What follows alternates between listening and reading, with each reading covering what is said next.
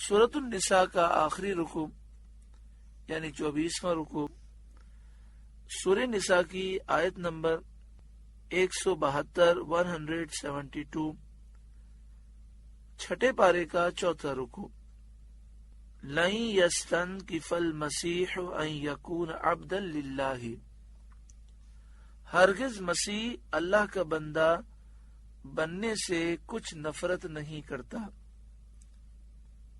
وَلَلْمَلَائِكَةُ الْمُقَرَّبُونَ اور نہ مقرب فرشتے اللہ کا بندہ بننے سے نفرت کرتے ہیں۔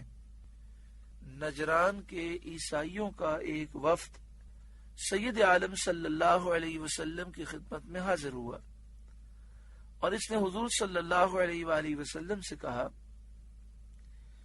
کہ آپ حضرت عیسیٰ علیہ السلام کو عیب لگاتے ہیں، اس لیے کہ آپ کہتے ہیں کہ عیسیٰ علیہ السلام اللہ کے بندے ہیں، تو یہ تو آپ ان کی برائی کرتے ہیں۔ تو نبی اکرم صلی اللہ علیہ وسلم نے فرمایا کہ حضرت عیسیٰ علیہ السلام کے لیے یہ کوئی عار کی بات نہیں، شرم کی بات نہیں، بلکہ اللہ کا بندہ بننے میں اور بندگی کرنے میں تو فخر ہے۔ ایک مومن ایک انسان کے لیے یہ بڑی عظمت کی بات ہے۔ اس پر یہ آیت شریفہ نازل ہوئی کہ ہرگز عیسیٰ علیہ السلام اللہ کا بندہ بننے سے کچھ نفرت نہیں کرتے، کچھ عار محسوس نہیں کرتے۔ اور وہ کیسے عار محسوس کر سکتے ہیں کہ جو عار محسوس کرے وہ تو جہنمی ہے، اور عیسیٰ علیہ السلام اور فرشتے تو اللہ کے مقبول بندے ہیں۔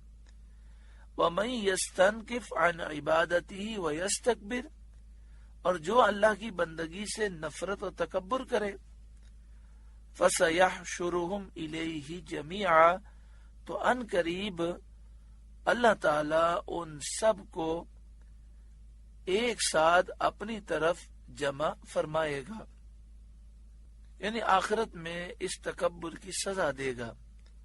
فَأَمَّا الَّذِينَ آمَنُوا وَعَمِلُوا الصَّالِحَاتِ تو وہ جو ایمان لائے اور اچھے کام کیے، فَيُوَفِّيهِمْ أُجُورَهُمْ وَيَزِيدُهُمْ مِنْ فَضْلِهِ ان کی مزدوری انہیں بھرپور دے کر اپنے فضل سے انہیں اور زیادہ دے گا، جتنے انہوں نے نیک اعمال کیے ہوں گے اس کا اجر دیا جائے گا، اور اپنے فضل سے اس میں بے حساب اضافہ فرمائے گا۔ وَأَمَّا الَّذِينَ اسْتَنْكَفُوا وَاسْتَكْبَرُوا اور وہ جنہوں نے اللہ کی عبادت کرنے سے نفرت اور تکبر کیا تھا، جو اللہ تعالیٰ کی عبادت کرنے میں اپنے لیے شرم محسوس کرتے ہیں، اللہ کا بندہ بننے سے وہ نفرت کرتے ہیں، اللہ کے حضور جھکنا نہیں پسند کرتے، تکبر کرتے ہیں، فَيُعَذِّبُهُمْ عَذَابًا أَلِيمًا انہیں اللہ تعالیٰ دردناک سزا دے گا۔ وَلَا يَجِدُونَ لَهُم مِّن دُونِ اللَّهِ وَلِيًّا وَلَا نَصِيرًا اور اللہ کے سوا نہ اپنا کوئی حمایتی وہ پائیں گے نہ کوئی مددگار پائیں گے۔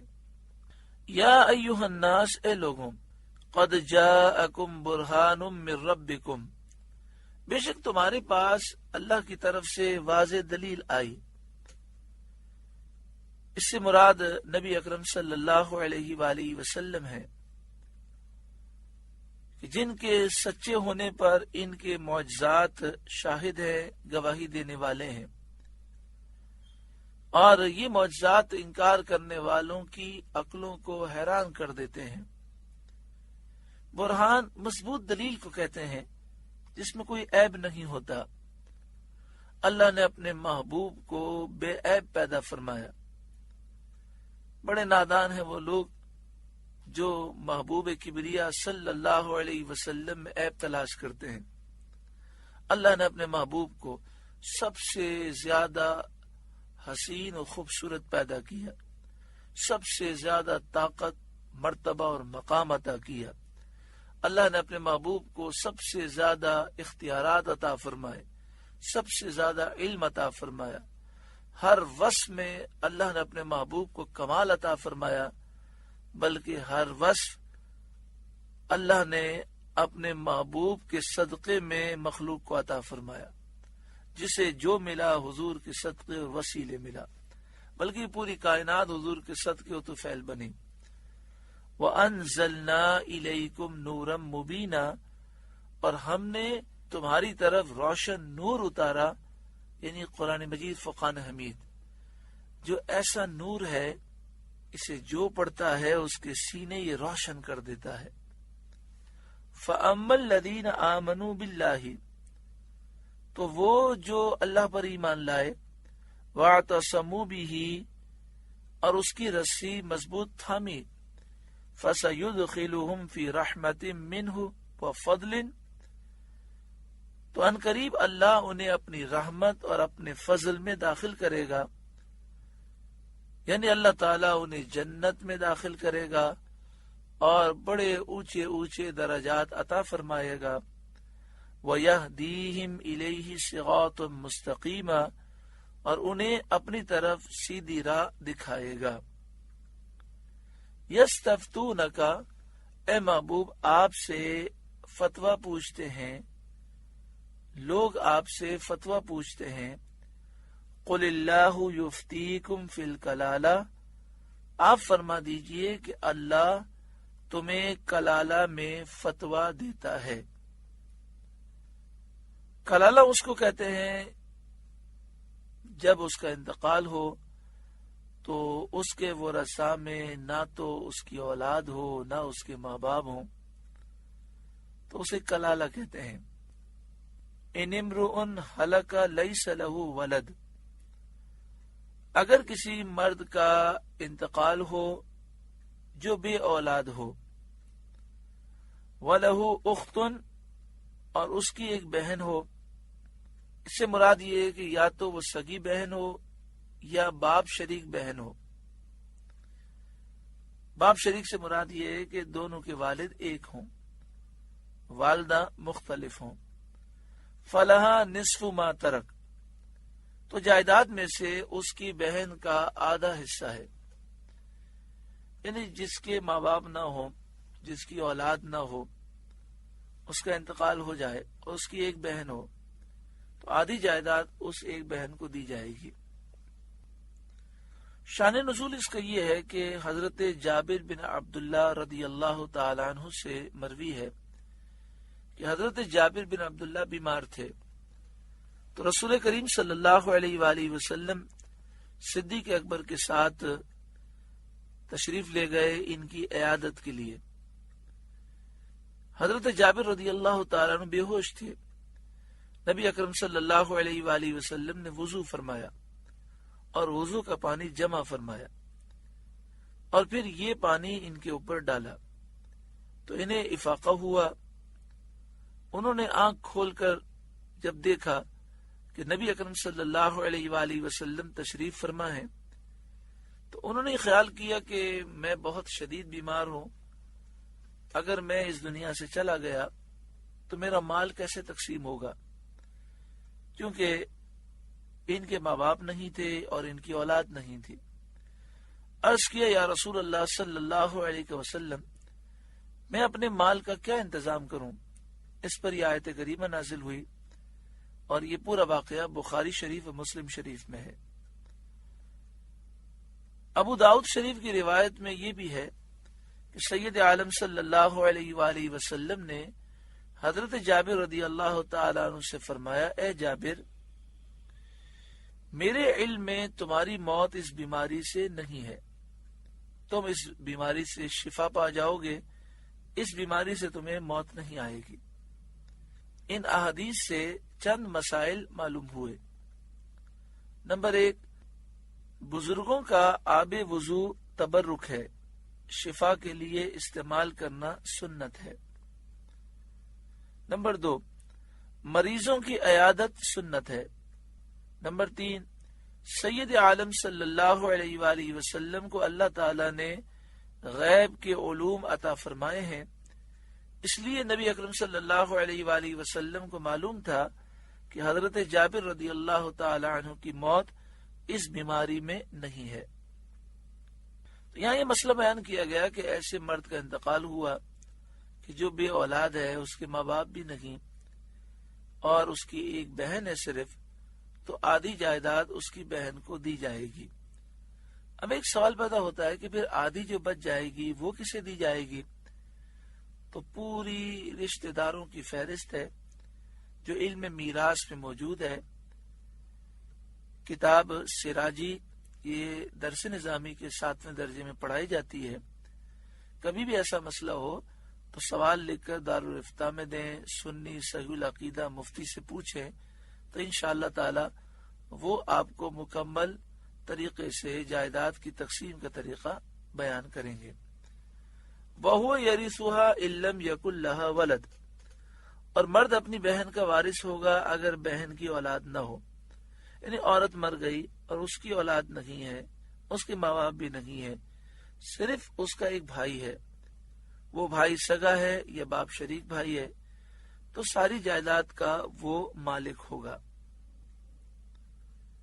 فَإِن كَانَتْ اثْنَتَيْنِ فَلَهُمَا الثُّلُثَانِ مِمَّا تَرَكَ، پھر اگر 2 بہنیں ہوں جائیداد میں ان کا 2/3، یعنی ایک بہن ہو تو آدھی جائیداد ملے گی، اگر 2 بہنیں ہوں تو جائیداد میں سے 2/3 حصہ وہ پائیں گی، یعنی 66.67% حصہ وہ پائیں گی۔ لیکن یہ مسئلہ کب ہے؟ کہ جب ماں باپ بھی نہیں اور اولاد بھی نہیں۔ وَإِن كَانُوا إِخْوَةً رِجَالًا وَنِسَاءً، اور اگر بھائی بہن ہوں مرد بھی اور عورتیں بھی، فَلِلذَّكَرِ مِثْلُ حَظِّ الْأُنثَيَيْنِ، تو مرد کا حصہ 2 عورتوں کے برابر ہے۔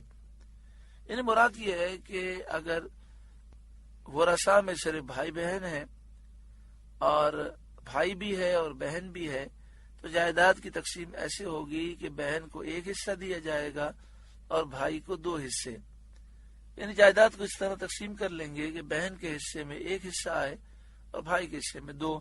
مثلا 2 بھائی ہیں اور 3 بہنیں ہیں، تو 2 بھائیوں کے 4 حصے ہو جائیں گے اور 3 بہنوں کے 3 حصے، تو 7 حصے ہو گئے، اور جائیداد مثلا 7 لاکھ روپے ہے، تو 1 لاکھ روپیہ بہن کو دے دیں گے اور 2 لاکھ روپے بھائی کو دے دیں گے، اس طرح تقسیم ہوگی۔ باقی بہت سارے اس میں سوالات پیدا ہوتے ہیں کہ اگر مثال کے طور پر ماں باپ بھی نہیں ہے، اولاد بھی نہیں ہے، لیکن بیوہ ہے، تو اس کو کتنا حصہ دیں گے، اور بیوہ کو دینے کے بعد پھر بھائی بہنوں کو حصہ دیں گے یا اس سے پہلے دیں گے۔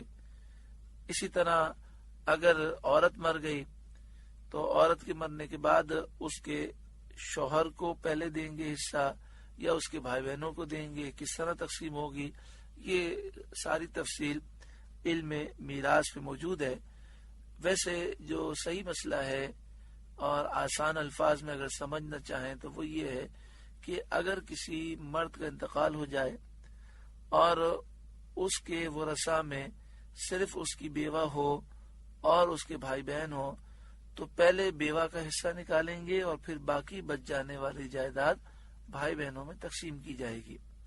اسی طرح اگر عورت کا انتقال ہو جائے اور اس کے شوہر ہوں اور اس کے بھائی بہن بھی ہوں، باقی ورثاء نہ ہوں، تو پھر اس صورت میں پہلے اس کے شوہر کو حصہ دیں گے اور اس کے بعد جو بچ جائے گا وہ بھائی بہنوں میں اس طرح تقسیم ہوگا کہ بہن کو 1 حصہ اور بھائی کو 2 حصے دیے جائیں گے۔ اللہ رب العالمین ہمیں ان مسائل کو سمجھنے کی توفیق عطا فرمائے۔ آگے ارشاد فرمایا یبین اللہ لکم ان تضلوا، اللہ تمہارے لیے صاف بیان فرماتا ہے کہ کہیں بہک نہ جاؤ۔ احکام واضح صاف اس لیے بیان کیے گئے کہ مال کی محبت میں آ کر کہیں تم کسی کا حق نہ مار دو، اس لیے تمام رشتہ داروں کے حقوق اور وراثت کی مکمل تفصیل قرآن میں بیان کر دی گئی، اور پیارے آقا صلی اللہ علیہ وآلہ وسلم نے اس کو مزید واضح کیا۔ واللہ بکل شیء علیم، اور اللہ ہر چیز جانتا ہے۔ اللہ تعالی عمل کی توفیق عطا فرمائے۔ سورۃ النساء مکمل ہوئی، 24واں رکوع مکمل ہوا۔ اللہ تعالیٰ اس پوری صورت کے نور سے ہمارے قلوب کو روشن فرمائے. جو ہم نے احکامات سنے ہیں، جو نصیحتیں سنی ہیں، اللہ تعالیٰ عمل کی توفیق عطا فرمائے. آپ سے گزارش ہے کہ قرآن کے اس پیغام کو آگے پہنچا کر ثواب جاریہ حاصل کریں.